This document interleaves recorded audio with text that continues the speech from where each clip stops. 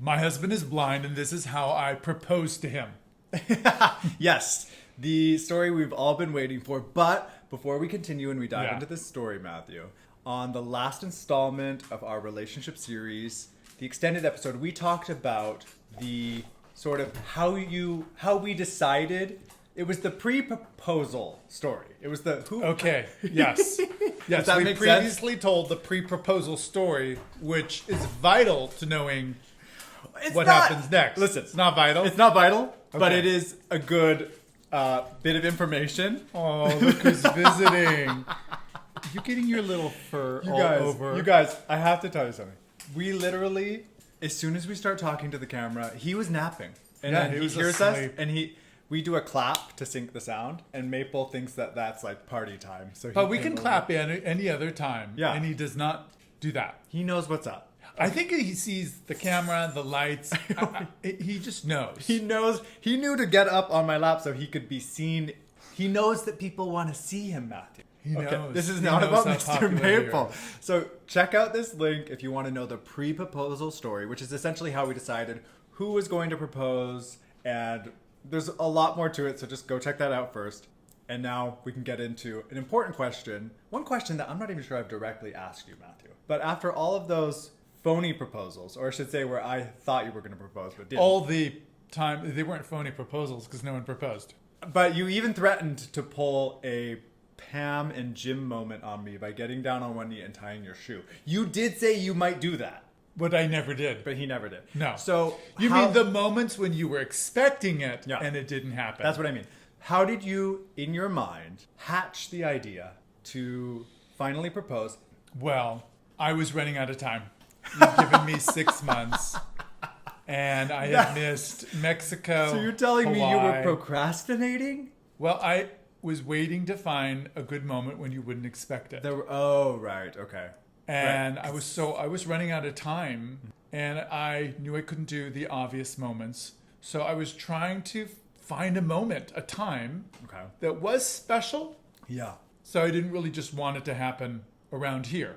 So I wanted a special time, a special place, but one that you would not see coming. That is a challenge, to find a moment that's special but not too special. Yes. So we were going to go visit your aunt and uncle. And I thought, this is probably it. This is probably my only chance before the 6 months are up.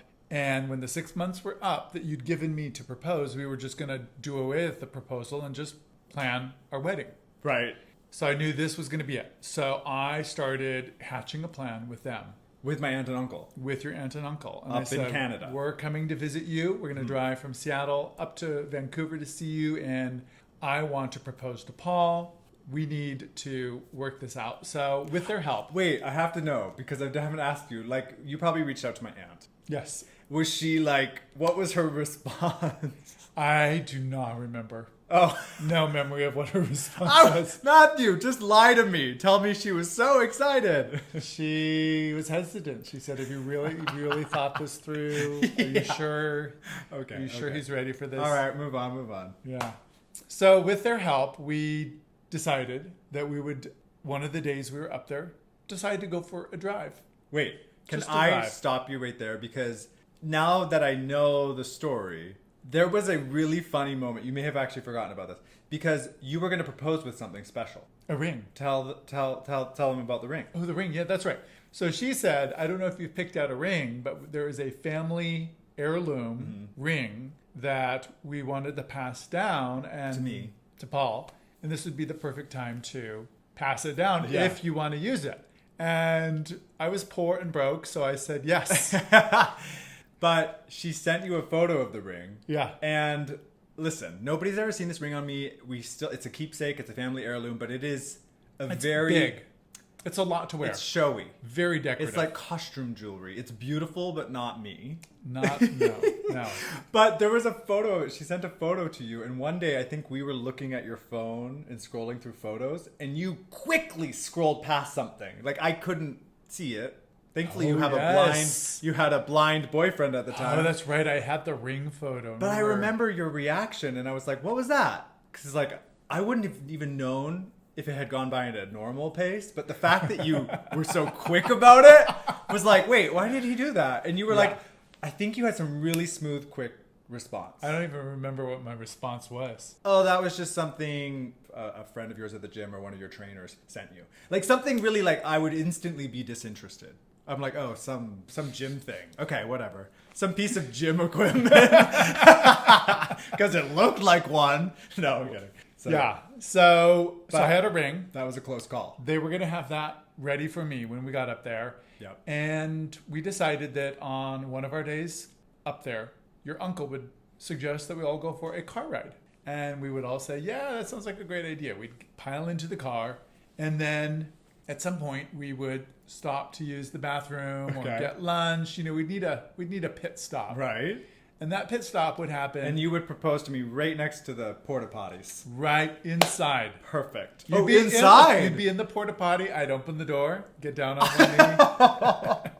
And then drop the ring into the toilet. Yeah, that's happened. I'm sure I'd that's happened. fall in. Yeah, maybe you and surprise. You think you that's disappear. happened? Do you think that's happened? Things For have all been dropped. the porta potty proposals. Yes, so many rings in there. Okay, so we get to this pit stop, and I have to tell everybody something. Because Matthew and I were sitting in the back together, and for the first time ever in our relationship, Matthew claimed to be car sick. Yeah. He was queasy. I was so queasy. But he was actually nervous. Yeah. And I wasn't cluing in. I was like, oh no, Matthew's The car nerves sick. were really ramping up. Still, I was clueless because we were on this windy path. So I thought, oh no, he's not feeling well. It was only later that he confessed it was because he had nerves. Yeah. We stop at this pit stop, like you said, a rest stop. We get out, And there are and Paul exclaims. Yeah. He looks around. He says, "There's a gondola here. I It goes up the mountain." yeah. All of the rest of us pretended to be surprised too. Do you want to know something? So I have this thing when I travel on the road, I intentionally do not drink water because I do not like using public restrooms. So everybody's piling in to use the bathrooms. And I was waiting outside and I had a lot of time to kind of scope out the area, and I saw these gondolas. Like we were right next to these gondolas going up a mountain. And so when everybody came out of the bathroom, I was like, you guys, we should go. We should see if we can get tickets and go up. All spontaneous. Thought it was my idea. Yeah. Meanwhile, guys, this had been the plan It was the plan all along. for months now. And Yeah. it was, you must have thought in that moment, like, could this be going any better? Paul You- thinks he's coming You up were with playing the gondola. along perfectly. I think I went over and pretended to buy tickets or something. Because you already, We already had tickets. I'm hearing this for the first time. So you had Yeah. the tickets and you had to go pretend. Yeah. and make sure that. Oh, that's a good detail that I yeah. totally missed, by the way. Visually, had no idea Matthew was pretending to go buy tickets. Yeah. So we got on the gondola, went up the mountain. You know, you think this is some spontaneous, fun little romp we're on. This is, I have to show the video right now. As we're going up the gondola, Okay. I, with my camera, because you know how I see things better through a phone screen, Yeah. I am filming out the window and I'm literally saying, this is such a romantic spot. And in the video, you can hear my uncle actually say, yeah, like it's a real good place to take someone. And I think he realized he was about to, like he was trying to be funny, but also about to spoil what was happening. And so he stopped himself. But we'll play that video now and just listen. Yeah, that's so beautiful. Wow, it's so romantic, isn't it? Yeah. Where's my candlelight?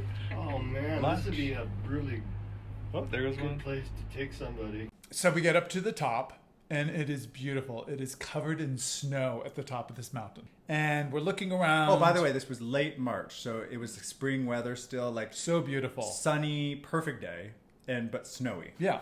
And I dropped down on one knee, Drop down. opened up the ring box, Yes. and held it out in front of you.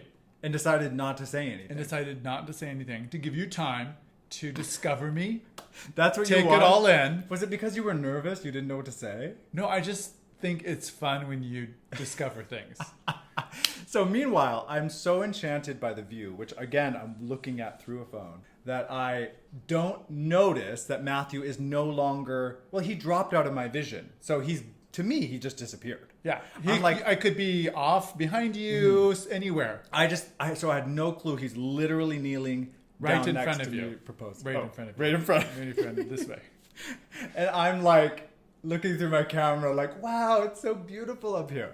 And you stayed there for a while, knee in the snow, and it wasn't until my aunt, who's filming and ready to take a photo, they started laughing. And I actually turned to them, and they had both of their cameras out. They were filming you. And I'm laughing because I had my camera out, and I remember You were saying, filming them. and I went like, "Oh, we're both filming each other. We're so funny." Like, I'm laughing. Have no idea why they're laughing. My aunt finally says, Where's Matthew? "Where's Matthew?" Yeah, where is Matthew? And then I look all around, and there you were, Yeah. directly in front of me, holding out the ring. Which, by the way, I also didn't see the ring right away. I saw you, and I didn't see the ring. And I said, "What are you doing?" And you said, Surprising you. I had finally surprised them. that's when I looked down a little further, and I found the ring box in your hand. Yeah. And that's when I understood, like, you got me. You got me. Good. It was good. It worked. My plan, my devious plan, That was good. worked. That was really good. Yeah. That was a really special day. I remember we just walked around in these snowy paths for a little while afterwards, and I literally was floating. Like, it was a really special, very special time. Yeah. It was a good place. We need to go back there. We have never been back. You're right. We have not. We haven't been back. I don't even know the name of that mountain. I think I looked it up. So it's in Squamish. It's on your way to Squamish. Whistler. The very next year, somebody cut the gondola, Cable. the cable. Thank you. And the No whole one was thing on came it. down. No one was hurt. It was in the middle of the while it night. Yeah. No one. It was not running. It but, took 2 years for them, I think, to get it up and running again. Oh wow. Yeah, because it was over the pandemic. Okay. So they postponed it. It's Well, up time and for a running. visit. And let's go back. That wasn't the only proposal that happened on that mountain. In fact, that wasn't the only time that I proposed to you.